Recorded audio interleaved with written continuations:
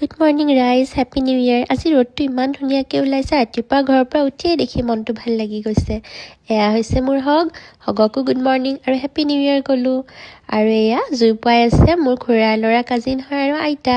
এয়া খানাৰ প্ৰস্তুতি চলিছে, হাঁহ বনোৱা হৈ আছে আৰু আজি বৃহস্পতিবাৰ কাৰণে ভেজ খোৱাখিনিৰ কাৰণে ভেজ বনাই আছে, মাছৰুম এইবিলাক বনাই আছে।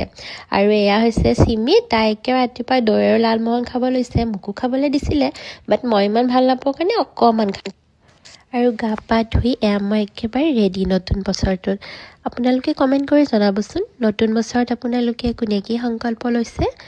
ময়ো শ্বেয়াৰ কৰি মই কি লৈছোঁ, ভিডিঅ'টো চাই থাকিব, অকণ পিছতে গম পাব। তো এয়া মই পেকাই আছোঁ এজ ইউজুৱেল।